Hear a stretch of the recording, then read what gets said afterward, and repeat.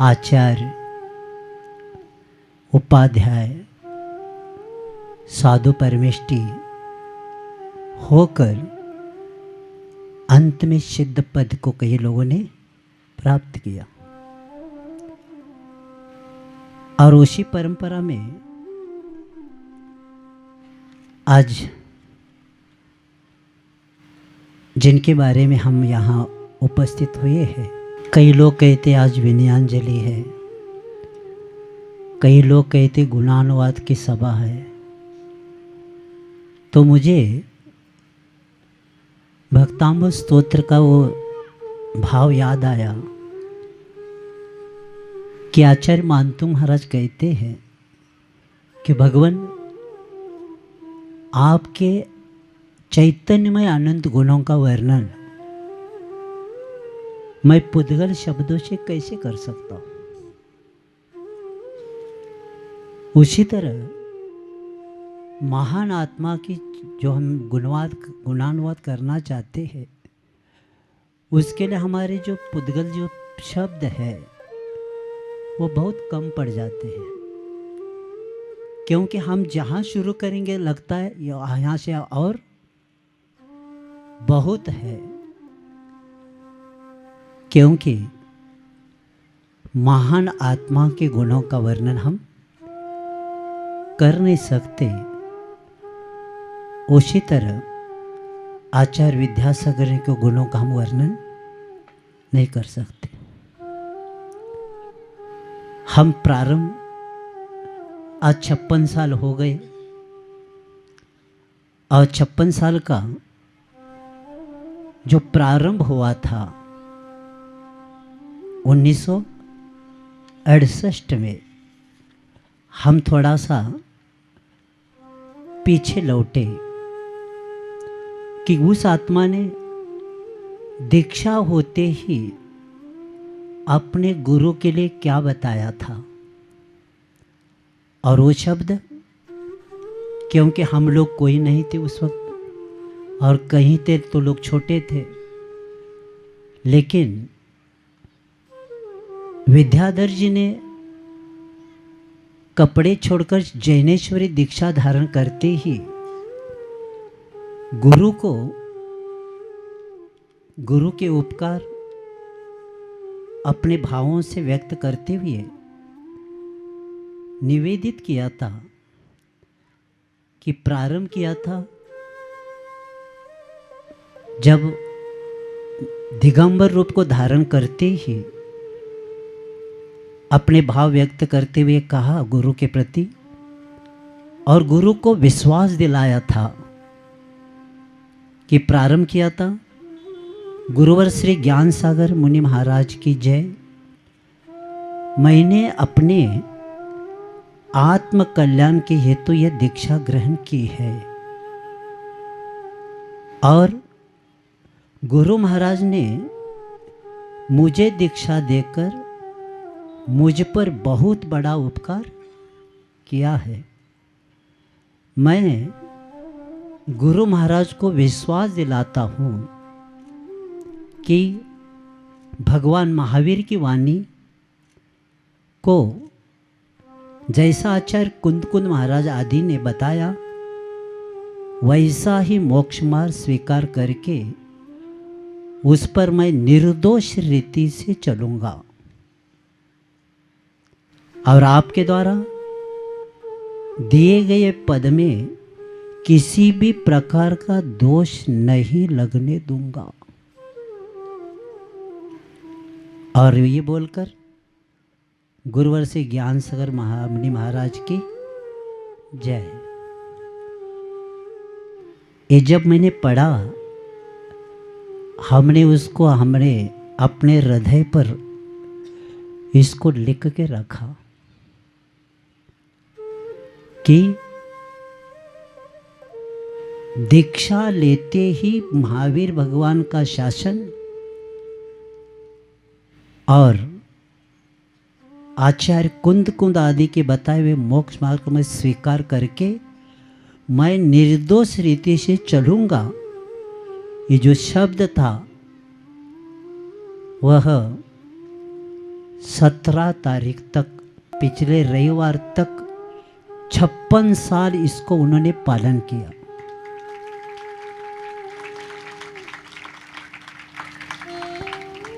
और 56 साल मूलाचार के अनुसार चलना क्या होता है। और जब गुरु महाराज जी ने, ज्ञान सागर महाराज जी ने इनको जो पढ़ाई शुरू किया था, तब किसी ने पूछा था, आचार्य सिंह के शब्द जानना है, समय सर का स्वाध्याय पूर्ण हो गया। होने के बाद किसी ने पूछा, ज्ञान सागर महाराज जी ने आपको समय सर, हमने सुना है कल पूर्ण हो गया, तो आपको समय अनुसार सुन के पढ़ के कैसा लगा? तो मुनि विद्यासागर जी ने बताया, मुझे समय सार ग्रंथ भी ग्रंथ आने परिग्रह लगने लगा। मुनि अवस्था में समय सार का ग्रंथ भी जिनको परिग्रह लगा, ऐसे गुरु हमें मिले, हम उसको सौभाग्य मानते हैं। और जिन्होंने जब दीक्षा हुई थी, तब कहीं विद्वान मुनि के पैर नहीं पड़ते थे, ऐसे भी विद्वान थे। और जब मुनि विद्यासागर जी का दर्शन किया और उस विद्वान को, लेखनी को उठाकर लिखना पड़ा कि एक नया नक्षत्र का उदय हो गया। साधु की व्याख्या को सार्थक करने वाले, साधु पद को सार्थक करने वाले मुनि विद्यासागर थे। और यही आगे जाकर उत्तराधिकारी बन के आचार्य पद उनको दक्षिणा के रूप में लेना पड़ा। गुरु की भावना के कारण लेना पड़ा। और लेने के बाद इनकी कथनी और करनी में कोई अंतर नहीं था। और इनका जीवन जैन धर्म में प्रत्येक व्यक्ति इनके साहित्य के द्वारा आपको ज्ञात होता ही है, क्योंकि 20वीं शताब्दी में, 21वीं शताब्दी में, इस युग में जन जन में धर्म के प्रति जो उत्साह और धर्म के प्रति जागृति दिख रही है, ये सब आचार्य विद्यासागर की वीतराग मुद्रा का ही प्रभाव है। इतने ये युवक और इतनी युवतियां प्रभावित होना, ये कितना बड़ा काम है। ऐसे भौतिक की चकाचौंध में भी कितने युवक युवतियां, बड़े बड़े परिवार के लोग भी उनके पीछे प्रभावित हुए। और सिर्फ प्रभावित नहीं हुए, उन्होंने बताए मार्ग पर भी चले। और ये ऐसे जब हमने दक्षिण में सुना कि एक ऐसे उत्तर में गुरु महाराज है कि जो जंगल में रहते, क्षेत्रों पर रहते हैं, उनकी चर्या, उनके तपस्या, त्याग आदि का मैं दक्षिण में भी सुना। और आत्म कल्याण की भावना होने के कारण मैं भी 1987 में थोवंजू में पहुंच गया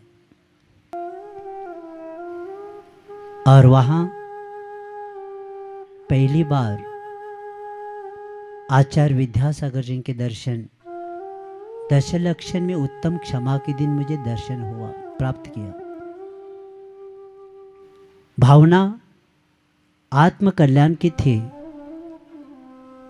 लेकिन जैन दर्शन में लिखा है गुरु को और देव की परीक्षा किए बिना स्वीकारना नहीं चाहिए। तो उत्तम क्षमा से लेकर आकिंचन तक 9 दिन मैंने देखा। बीमार थे आचार्य परमेश जी, तो भी चर्या देखकर ऐसा लगा इतनी प्रतिकूलता में ही भी अपनी चर्या में कोई परिवर्तन नहीं किया। तब मुझे याद आया संग में एक सेंटेंस आचार्य सिंह का, प्रतिकूलता को अनुकूलता बनाना ही साधना है। और ऐसी साधना देखकर उत्तम ब्रह्मचर्य के दिन गुरु महाराज से ब्रह्मचर्य व्रत मिला। जैसे मार्गदर्शन मिला वैसे मढ़िया जी में महावीर जयंती को 89 में संघ में प्रवेश हुआ और दक्षिण से पहली बार इधर आने के कारण महावीर जयंती के बाद कुंडलपुर लेकर गए ग्रीष्मकाल के लिए। तो समशीतोष्ण में रहने वाले हम लोग ऐसे जगह लेकर गए, मुझे कुछ समझ में एकदम आहार परिवर्तन, वातावरण परिवर्तन और बीमार हम पड़ गए। 103 104 बुखार। मैं इसलिए रख रहा हूँ, गुरु की करुणा मैं आपको बताना चाहता हूँ। तब सब त्यागी व्रती कहने लगे अब जाओ ऑफिस, आप टिकेंगे नहीं है। तब एक दिन विद्या भवन में एक क्लास के लिए घंटी बज गई स्वाध्याय की। सब मुनि महाराज गए और मैं चटई के अंदर, चटई ओढ़ने के बाद भी चटई इतनी तपी थी, मैं नहीं समझ पा रहा था ये क्या हो रहा है, लेकिन शांत सहन कर रहा था। इतने में किसी ने तो मस्तक पर हाथ रख दिया। तो हमने कहा घंटी बजी है, सब महाराज विद्या भवन में पहुंच गए। तो थोड़ा सा देखा चटे में तो आचार्य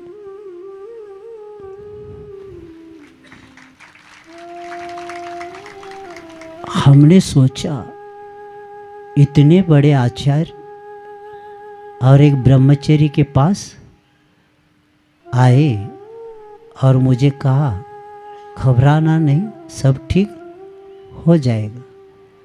दक्षिण से लोग लेने के लिए आ गए। तब मुझे पता चलते हम आचार्य के पास, आचार्य वो दक्षिण से लोग आए। शांत बैठना, सब मैं ठीक करता हूँ। तब आचार्य महाराज जी ने मुझे पहला बताया घबराना नहीं, मैं भी दक्षिण से आया तो मुझ में पहला बुखार ऐसे आया था। तो हमने कहा अब गुरु महाराज को आए तब मुझे क्या। तो हमने तब एक शब्द बोला था आचार्य महाराज, थोड़ा सहन करो काम हो जाएगा। तो हमने सहन किया तो यहाँ तक मैं पहुँच गया। क्योंकि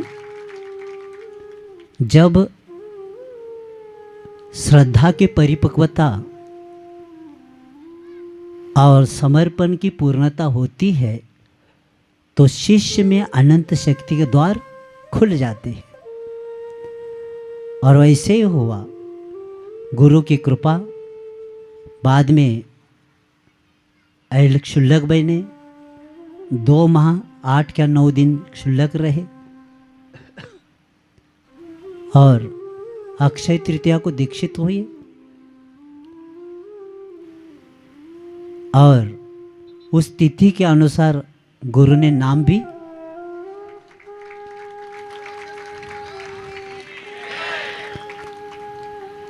और स्थापना के दिन मुझे पूछा, क्यों दुपट्टा चाहिए क्या आपको अभी भी? तो हमने कहा अच्छा श्री आपने दिया है तब से मैंने खोला ही नहीं। तो उन्होंने कहा ऐसे कैसे खोला नहीं, इसका अर्थ क्या? हमने कहा अच्छा श्री जब आपने दुपट्टा दिए थे ना तो कभी कभी ठंड भी लगती थी, लेकिन उन्होंने कहा ओढ़ के नहीं लिया। हमने कहा मैं इसको दूर ही रखता था, रात को वहाँ तक जा ही नहीं सकते, क्योंकि पास में हो तो तुरंत कब वो खुल जगह आ जाएगा कह नहीं सकते। तो गुरु महाराज जी ने ऐलक बनाया और बाद में उन्हीं के आशीर्वाद से आगे यात्रा प्रारंभ हो गई। क्योंकि मैंने मूलाचार नहीं पढ़ा था, मैं सिर्फ दक्षिण से वैराग्य और नमोकार मंत्र सिर्फ लेके आया था। इसके अलावा मुझे न जीव की व्याख्या पता थी। और मैं यहाँ तक बताता हूँ, जब दीक्षा मांगने के लिए खड़ा हुआ था तो मैं थोड़ा हिंदी में बोला, किसी ने बताया था वैसे, तो आगे याद नहीं आया। तो आचार्य जी ने कहा हाँ मराठी में दे सांगा। तो आचार्य महाराज जी ने कहा मराठी में बोलो आगे का। जो हमने थोड़ा हिंदी में बोला और थोड़ा मराठी में बोल के उसको पूर्ण किया। तो ये आचार्य परमेष्टि एक ऐसी परमेष्टि होती है, वो शब्दों को नहीं देखते, भावों को देखते। और बाद में मैंने मूलाचार नहीं पढ़ा था, लेकिन उनका उठना बैठना, लोगों से व्यवहार करना, आहार की चर्या आदि देखकर सिर्फ उनके शरीर की क्रिया के द्वारा मुझे मोक्ष मार्ग का ज्ञान होता गया। और बाद में जब गुरु महाराज जी ने मूलाचार मुनि होने के बाद पढ़ाया, तब लगा ये तो मुझे पहले से पता था इनके कारण। तो समय सार जब ध्यान में बैठते थे तब समय सार उनको देखकर हमें ज्ञान हो जाता था और उनकी चर्या के द्वारा मूलाचार का ज्ञान पढ़ने से पहले ही हमें ज्ञात हो गया। ऐसे गुरु महाराज और उन्हीं के द्वारा मार्गदर्शन इतना मिला। मैं भी जैसे अभी अलग जी बता रहे थे थोड़ा मिला। मैं तो आपको बताना चाहता हूँ, दीक्षित होकर 30-32 कुछ वर्ष हो गए होंगे, लेकिन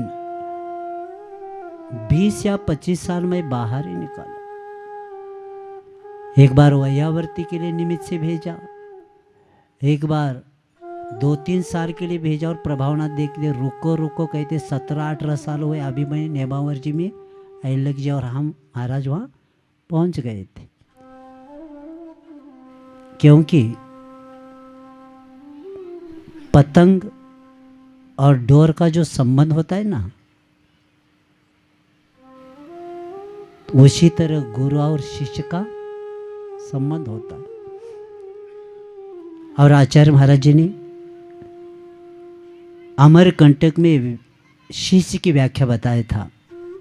कई लोग मुझसे दूर होकर भी मेरे पास रहते हैं और पास वाले कभी लोग दूर रहते हैं, दूर वाले दूर रहते और पास वाले पास रहते। तो हम कहीं पर भी रहे तो हमारा पूरा संबंध, जैसे आचार्य जी कहते ज्ञान सागर जिनसे जुड़ा हुआ रहता है, उसी तरह हमारा सदा संबंध आचार्य विद्यासागर जी से जुड़ा हुआ रहता। और उसी के कारण उनके उपकार शब्दों में हम बोल नहीं सकते।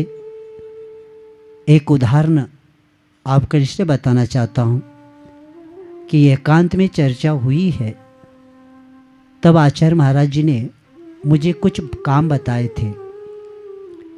इतना काम करना है, और बताते समय मुझे एक शब्द बोले थे,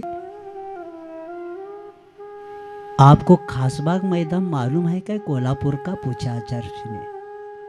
क्या पूछा? कोल्हापुर का खासबाग मैदान पता है क्या? तो हमने कहा आचार्य जी पता है। कभी देखने के लिए गए? हाँ गए थे महाराज। खासबाग मैदान है जहाँ कुश्ती होती है, बहुत बड़ा मैदान, पूरे महाराष्ट्र से विदेश से यानी पूरे जगह वहाँ पहलवान लोग बड़े बड़े आते। तो आचार्य महाराज जी ने मुझे बताया, मैं पहलवान उसको मानता हूँ मैदान में उतरने के बाद भी कुश्ती ऐसा खेलना चाहिए कि अपने लंगोट को मिट्टी नहीं लगना चाहिए। तो उसी तरह समाज का काम करते हुए ख्याति पूजा लाभ का थोड़ी सी भी मिट्टी अपने शरीर को नहीं लगनी चाहिए। जब ये उदाहरण, क्या गुरु के उपकार, कौन सा उदाहरण बताया और कहाँ से अध्यात्म कहाँ घटाया कि मैं उसको पहलवान मानता हूँ। मैदान में उतरने के बाद भी उस पहलवान को क्या होना चाहिए? लंगोट को मिट्टी नहीं लगना चाहिए, उसको मैं पहलवान कहता हूँ। उसी तरह इस मोक्ष मार्ग में चलते समय ख्याति पूजा के लाभ की थोड़ी सी भी मिट्टी नहीं लगना चाहिए, तो उसको मैं मुनि कहता हूँ, साधक कहता हूँ।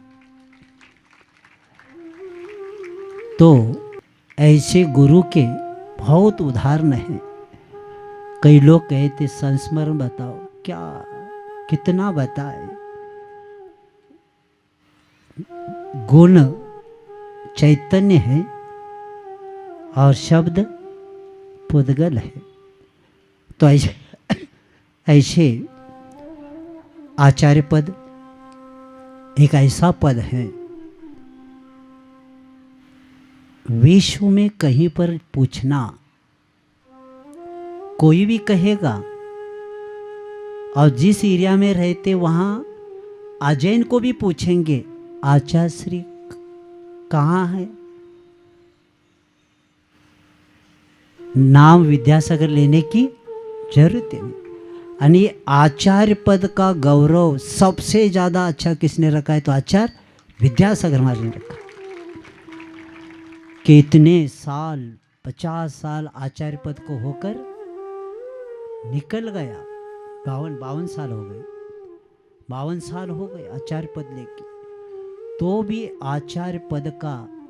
और ये भी देख लेना, ज्ञान सागर महाराज जी ने समाधि करते समय एक निर्यापक तैयार किया था, लेकिन आचार्य विद्यासागर जी ने उसके आगे जाकर काम किया कि बिना निर्यापक के द्वारा भी मैं क्या कर सकता हूँ? संलेखना ले सकता हूँ। एक इतिहास सामने रखा, क्योंकि मुझे एक व्यक्ति बता रहे थे, आचार्य श्री ने कहा था उनको, कौन शिष्य, कौन भक्त मेरा? क्योंकि भक्त प्रत्याख्यान के साथ भक्तों का भी त्याग किया था। इसको कहते निष्प्रह निरीह साधु, जिन्होंने थोड़ा सा भी, मुझे याद आता है जब कुंडलपुर से हमारा विहार करवा रहे थे, तो हमें लगा कि हम थोड़ा सा पूछे आपके पास रहे क्या, तो उसके पहले ही हमें बुलाए, कहना आज विहार करना है, कैसे करो। अच्छा से हमारी व्यवस्था मैंने सब किया है, आप अपनी किसी की चिंता नहीं करना, अपनी चिंता करना, हमारी चिंता करना ही नहीं, कैसे करो। यानी एक भी किसी से लगाव नहीं, क्योंकि जिस पद को जिस लक्ष्य से लिया था उसको पार करते हुए उन्होंने कार्य किया है। और ऐसे आचार्य जिन्होंने अपने जीवन में सिर्फ समाज के धर्म के लिए नहीं किया है, मानवता के लिए उन्होंने कार्य किया है, प्रत्येक जीव के लिए काम किया है। इतिहास के पन्ने में खोल देना कि पहले आचार्य मिलेंगे कि जिन्होंने प्रत्येक क्षेत्र में कार्य किया है। जैन दर्शन में जो जो जरूरत है वही संस्कृति के साथ उसको जोड़ दिया। महात्मा गांधी जी का स्वप्न पूर्ण करने के लिए हाथकरघा का विषय भी ले लिया, क्योंकि उसका एक ही कारण था कि जो गरीब है, जो पढ़े लिखे हैं, बेरोजगार है, उनको भी काम मिले। और यहाँ तक मैं आपको बताना चाहता हूँ, जो किसान महाराष्ट्र में, आचार्य महाराज जी बता रहे थे, महाराष्ट्र में किसान लोग आत्महत्या कर रहे, तो देखो अपने को महाराष्ट्र में भी क्या करना है, हथकरघा निकालना है, प्रत्येक को काम देना है। और इसीलिए हथकरघा, और यहाँ तक नहीं, जेल में बैठे हुए कैदियों के बारे में भी आचार्यवाद सोचा। उस तिहाड़ में ये प्रतिभा स्थली की बहनें पढ़ाने के लिए गई है, कितनी महिला विदेश की भी है, उनको भी कपड़ा बनाने का, हथकरघा का काम सिखाया। और कहीं सागर में ही, कहीं जेलों में आचार्य सिंह की ये भावना थी कि जो जो कैदी यहाँ है उनके परिवार के लिए पैसे की अगर ज़रूरत हो तो यहाँ ये कपड़ा निकाल के पैसे प्राप्त करके घर भेज सकते। यानी कहाँ समय सार के ध्यान करने वाले व्यक्ति प्रत्येक जीव की भावना भी भाते, तब जाकर ऐसे प्राणी मात्र की कल्याण की भावना भाई बिना तीर्थंकर प्रकृति का बंद होता नहीं। क्योंकि तत्वासूत्र पढ़ाते समय आचार्य महाराज कह रहे थे, ये तत्वासूत्र में 16 कर्ण भावना तो बताया, लेकिन क्या पाद मूल में ये होता है, ये कहीं लिखा नहीं तत्वासूत्र में। कभी कभी लगता है क्या भावनाओं के द्वारा हम भी कर सकते हैं क्या। यानी इतनी भावना करके आचार्य महाराज जी ने ये कार्य किया है। और जब गुरु के प्रति 1982 में सागर में वाचना चल रही थी, तब उस दिन में ज्ञान सागर महाराज दिवस के ऊपर गुरु के प्रति आचार्य महाराज जी ने कहा था कि आचार्य ज्ञान सागर महाराज जी ने मेरे ऊपर इतना उपकार किया है जिसे मैं सिद्ध बनने के उपरांत भी नहीं भूल पाऊंगा। गुरु के प्रति कितनी कृतज्ञता, यानी सिद्ध बनने के बाद भी भूल नहीं सकता। इतने ज्ञान सागर महाराज जी ने उनको संस्कार किया। और इसी के कारण ऐसे महान आचार्य जिनका हम पूरे विश्व में आज के दिन हम विनयांजलि गुणानुवाद कर रहे हैं। और आचार्य महाराज जी के प्रति आचार्य महाराज जी ने सिर्फ धर्म के प्रति, आत्म धर्म के साथ साथ राष्ट्र धर्म के लिए भी काम किया। और उन्होंने जब भारत में शिक्षण प्रणाली के बारे में अधोगति की ओर जाते हुए सब लोगों को अनुभव होने लगा, क्योंकि 1835 का भारत आपको ज्ञात है क्या नहीं मुझे पता नहीं। 5 फरवरी 1835 में हाउस ऑफ कॉमन्स ब्रिटिश संसद में एक भाषण हुआ था मैकेले का। उन्होंने कहा था कि भारत पर मैंने भ्रमण किया, एक भी चोर मुझे देखने को नहीं मिला। सुनो, 1835 में भारत में एक भी चोर नहीं था।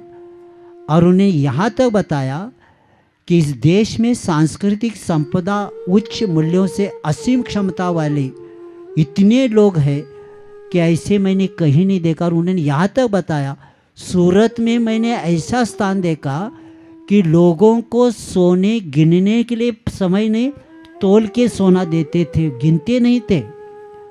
ऐसा ऐश्वर्य कहाँ का था?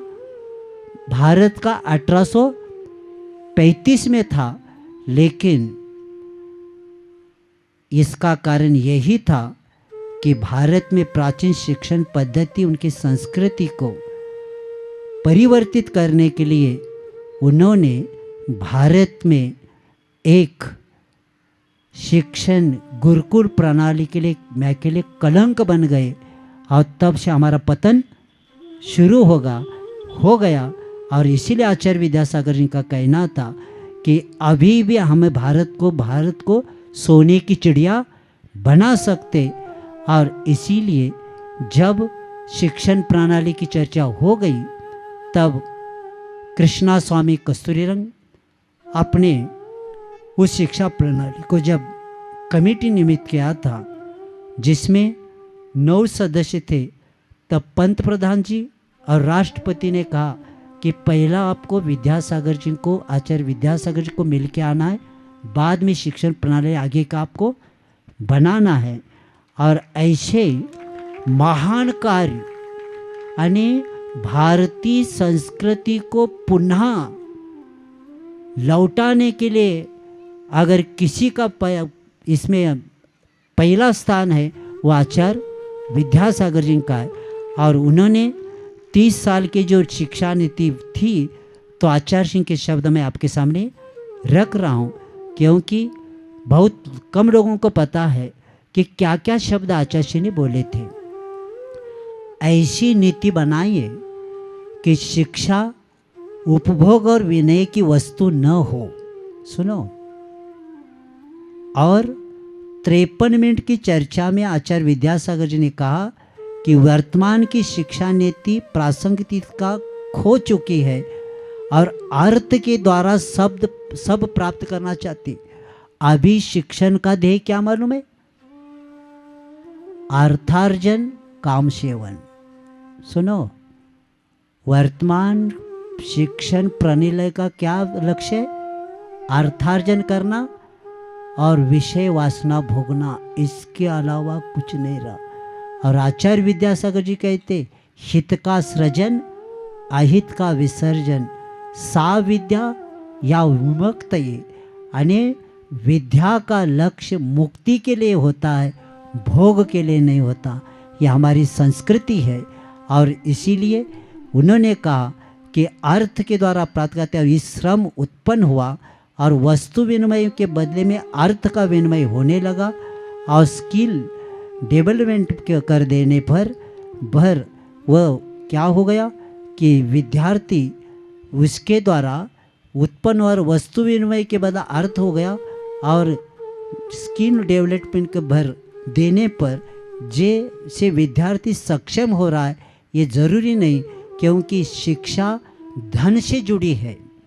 वर्तमान में शिक्षा क्या हुई है? धन से जुड़ी है। मुख्य धन तो नैतिकता है। हमारे भारत की धन कौन सा है? नैतिकता है।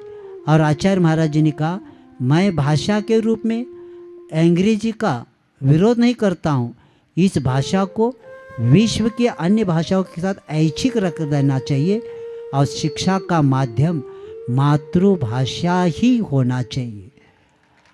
और अंग्रेज़ों ने जो भारत की परंपरा के साथ जो चालाकी की है, हमारे नेताओं को भी पता नहीं, बीएड डीएड करने वालों को भी पता नहीं कि शिक्षण प्रणाली कैसी बदल दिया इन्होंने। डीएड बीएड वालों को भी वो कहते गुरुकुल का पहले की व्यवस्था उनको पता ही नहीं। तो चालाकी करके क्या किया? पहला प्रारंभ कहाँ से किया? भारत को इंडिया बना दिया। पहला क्या किया? भारत को इंडिया बना दिया। मैंने बड़े बड़े नेता वकील लोगों से मैं चर्चा कही किया जिनकी बड़ी बड़ी संस्था है, तो उन्होंने कह दिया आपका स्कूल में प्रतिज्ञा जो होता है ना, प्रार्थना के समय, इंडिया इज माई कंट्री, ये पहला बदलो। हमने कहा उसका क्या होता है महाराज इससे? तो उनको बताना पड़ेगा इंडिया का अर्थ क्या।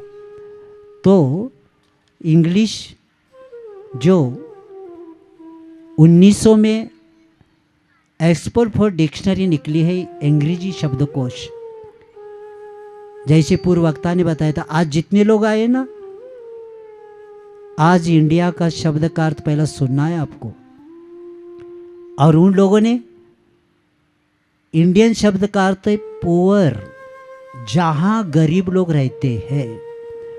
दूसरा अर्थ है ओल्ड फैशनर, जो पुराने तत्व का आचरण करने वाले। और तीसरा क्रिमिनल पीपल, जहां गुनहगार रहते उसको इंडिया कहते। ये एक गाली है। और कई लोग इंडिया, मैं मुंबई में आया हूँ, एक भी इंजीनियर से किसी से मुख से मैंने भारत शब्द नहीं सुना। सबके मुख में इंडिया है। ये इंडिया एक गाली है। तुम गुनहगार हो, खुद को बता रहे। यानी जहां गुनहगार रहते, गरीब लोग रहते, जो ओल्ड फैशन यानी पुराने आचरण तत्व को आचरण कर, उसको क्या बोलते? इंडिया बोलते। क्योंकि भारत शब्द ही ऐसा है कि इसमें संस्कृति है, इसमें नैतिकता है, इसमें विरासत है और इसमें इतिहास है। तो ये दिया, जबकि भारत को दो नाम नहीं हो सकते। और इसी प्रकार कस्तूरी रंगन नाम को अन्य भाषाओं में बदला नहीं जा सकता। आचार्य ने पूछा, आपका कस्तूरी रंगन है, इंग्लिश में क्या होता है? तो ने कस्तूरी रंगन। जब कस्तूरी रंगन इंग्लिश में भी हो सकता है, तो भारत का इंग्लिश में क्या होता है? भारत ही होता है। तो ये बता के भारत के साथ संस्कृति और इतिहास जुड़ा है। और इंडिया ने हमारे भारत की भारतीयता, देखो इंडिया होने कर हम भारतीय की जीवन पद्धति बदल गई। इंडिया कहने से नैतिकता, रहन सहन और खान पान सब छीन लिया इन्होंने इंडिया के पीछे। और इसलिए अब शिक्षा भारतीय गणित, इतिहास, ज्ञान, परिवेश पर आधारित हो। प्रारंभिक शिक्षा मातृभाषा में ही हो। आचार्य जी ने बताया था, पहली प्रारंभिक बच्चों को पढ़ाई कौन सी होना चाहिए? मातृभाषा में होना चाहिए। एक संपर्क भाषा भारतीय भाषा ही हो। ऐसा होने पर भारत की एकता मजबूत होगी। भारत की एकता इसके द्वारा मजबूत होगी। और शिक्षा में शोधार्थी के रुचि में किसमें है, इसकी स्वतंत्रता होना चाहिए। क्योंकि पीएचडी अलग अलग करने वालों को इंग्लिश में करना नहीं, जिस भाषा में करना आप कर सकते। ऐसे करते हुए और आज मार्गदर्शक के अनुसार शोधार्थी शोध करता है, ऐसी मुझसे मौलिक नहीं उभर पाती। और शिक्षा रोजगार पैदा करने वाली हो, बेरोजगारी बढ़ाने वाली न हो। और शिक्षा कोरी किताब नहीं हो, कौशल से जोड़ी हो। और इस प्रकार आचार्य विद्यासागर महाराज जी ने मार्गदर्शन दिया। और इसी मार्गदर्शन का करके राष्ट्र का निर्माण, राष्ट्र का कल्याण, ये भावना रख के ये विषय रखा। और इसीलिए पंत प्रधान मोदी जी ने भी जब उनको विनयांजलि, पूरे भारत के उनके पक्ष के लोग जब पहुँचे थे, तब आपने वो दृश्य मैंने भी देखा कि ऐसा पहला पंत प्रधान है कि बोलते बोलते ऐसे स्तब्ध हो गए। जो मनोवैज्ञानिक है ना, वो चेहरे पर तुरंत पड़ सकता है क्या की वेदना है उनकी। और तब बाद में कहा, पुनः दर्शन नहीं होगा ऐसे मुझे नहीं लगा। ऐसे करके उनके कारण उनको मार्गदर्शन मिलता था। और हम सौभाग्य मानते हैं, एक संत और सत्ता का जो संबंध होता है, तब तो भारतीय संस्कृति टिकती है। सिर्फ सत्ता, संत के बिना सत्ता एक पत्ता नहीं हिला सकती। और इसीलिए आचार्य विद्यासागर महाराज जी ने सिर्फ जैन समाज के लिए नहीं, प्राणी मात्र के लिए, और ये भी प्रत्येक जीव को निरोगी रखने का लक्ष्य आयुर्वेद का विषय रखा। क्योंकि आयुर्वेद से ही आरोग्य क्रांति हो सकती है, ये भी विषय रखा। और प्रत्येक जीवों के प्रति भावना भाई। और मैं आपको बताना चाहता हूँ कि यही, क्योंकि कई वक्ताओं को हमें भी लगता है, लेकिन गुरु ने ऐसी साधना कराई है हम लोगों को कि गुरु नहीं है, लेकिन गुरु के द्वारा मिला हुआ मार्गदर्शन, गुरु के द्वारा मिला हुआ आशीर्वाद।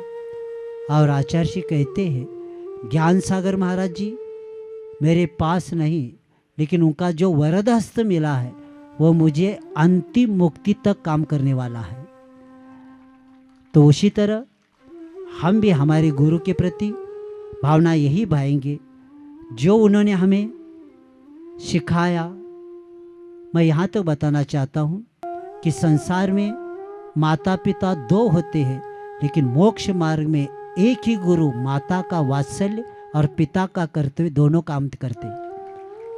उन्होंने हमें बैठना क्या, कैसे भोजन करना, आहार कैसे करना, कैसे लेटना, ये सब गुरु ने हमें ज्ञान दे दिया।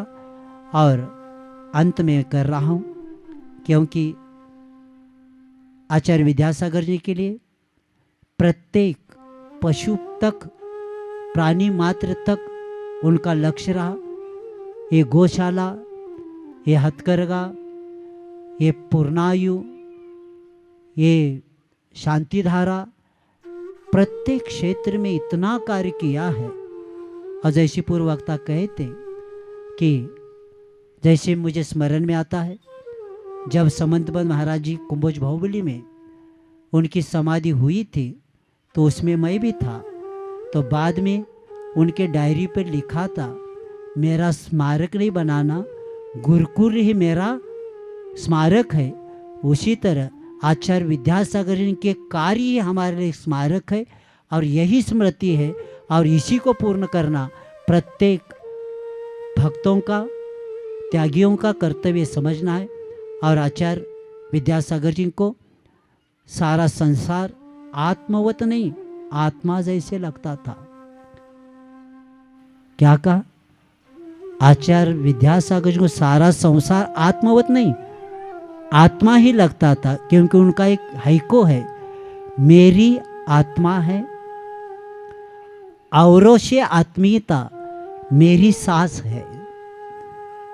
मेरी आत्मा है, औरों से आत्मीयता मेरी श्वास है। यानी प्रत्येक मेरी श्वास ही, प्रत्येक आत्मा ही मेरी श्वास है। ये भावना भाई है। और आचार्य जी एक ऐसे आचार्य है जिनको भारत रत्न भी कह नहीं सकते, हम विश्व रत्न भी नहीं कह सकते, क्योंकि वसुदेव कुटुंबकम, जिन्होंने पूरे विश्व को अपना परिवार बनाया, तो ऐसे भारत रत्न भी कम पड़ता है। और विश्व रत्न होने के बाद भी लगता है और भी आगे का कोई शब्द है क्या। तो ऐसे आचार्य महाराज जी को हम स्मरण करते हुए आज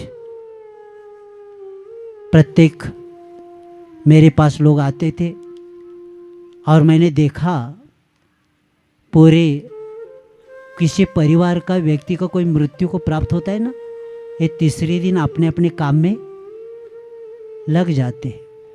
लेकिन कहीं श्रावक श्राविका वो कहते हैं हम भूल नहीं पा रहे, हमें विश्वास अभी भी नहीं हो रहा है।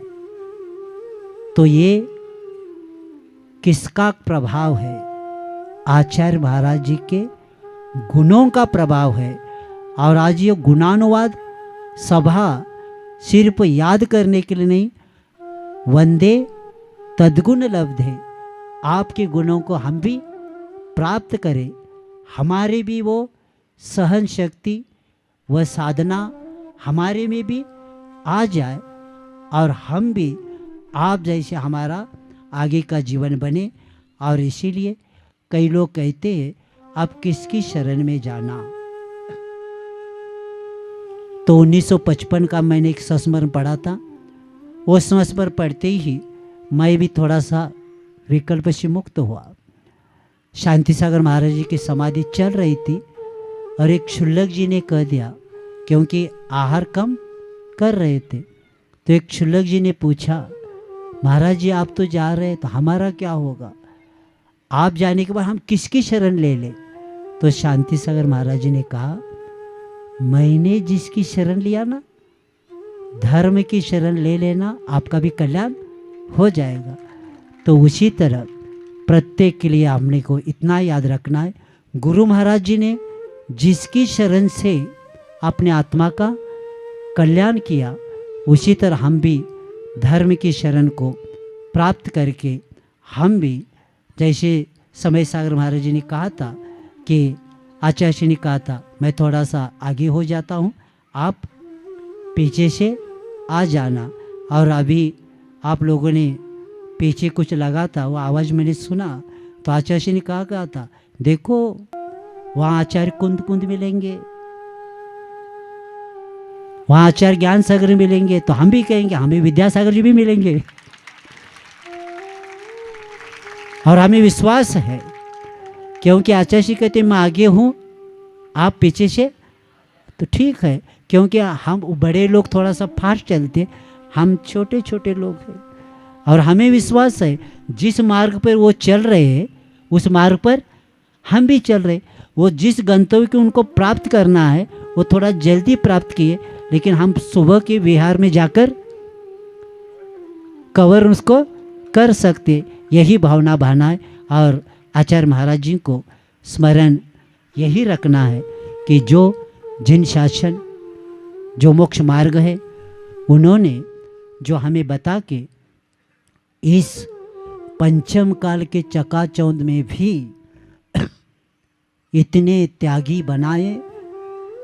और महावीर भगवान के बाद इतिहास में पहली बार है कि आचार्य विद्यासागर जी ने इस सन्मार्ग मोक्ष मार्ग को सिर्फ थ्योरेटिकल नहीं, प्रैक्टिकल द्वारा इतने शिष्यों को बनाया और ये अविरल रूप से चलाना है।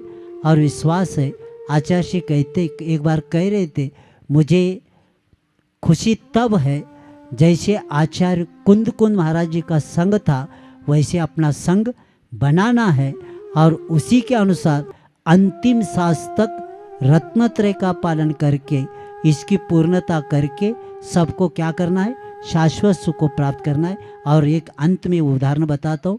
जब आज सुबह में मैंने प्रवचन में बताया था कि पहाड़ चढ़ रहे थे, चढ़ते चढ़ते सब शिष्य आगे चले गए, तो किसी ने पूछा, आचार्य जी आप पीछे रह गए? सब शिष्य आगे गए। तो आचार्य जी ने कहा, इसलिए मैं पीछे रहता हूँ, सब सिद्ध पहला बने, नहीं तो मैं आगे जाऊंगा तो पीछे कोई न रहे, इसीलिए मैं पीछे रहा हूँ। अब पीछे वाले आगे बढ़े हैं तो हम पीछे हैं उनके, तो हमें भी क्या करना है, उन्हीं के अनुसार मार्ग पर चल के शाश्वत सुख को प्राप्त करना है। और आचार्य महाराज जी, विद्यासागर महाराज जी ने जो जैन धर्म में जो क्रांति किया है, जो युग में ये कार्य किया है, और पूरे सिर्फ भारत के लिए नहीं, आज पूरे विश्व में क्या मनाया जा रहा है, ये विनयांजलि, ये गुणानुवाद पूरे देश में 1 बजे से लेकर 4 बजे तक था, लेकिन मुंबई में 5 बजे तक हम लोगों ने ये गुणानुवाद कार्य किया है। और आप इतना याद रखेंगे कि गुरु महाराज को याद आते ही आप पाप से बचना, और जब भी अपने परिणाम बिगड़ते हैं तो किनको याद करना, आचार्य गुरु महाराज को करना। हमें विश्वास है कि एक व्यक्ति उनका नाम लेके, जिन्होंने देखा नहीं, उनका नाम लेके काम कर सकता है, तो जिनको हमने, इसलिए तो आप कहते नाम लेता हूँ आपका और काम मेरा होता है। उसी तरह भावना यही भावना है कि उनके मार्ग पर चल के और गुरु ने जो जो बताया उसको स्वीकार करके अंतिम लक्ष्य को प्राप्त करेंगे। अहिंसा परम धर्म की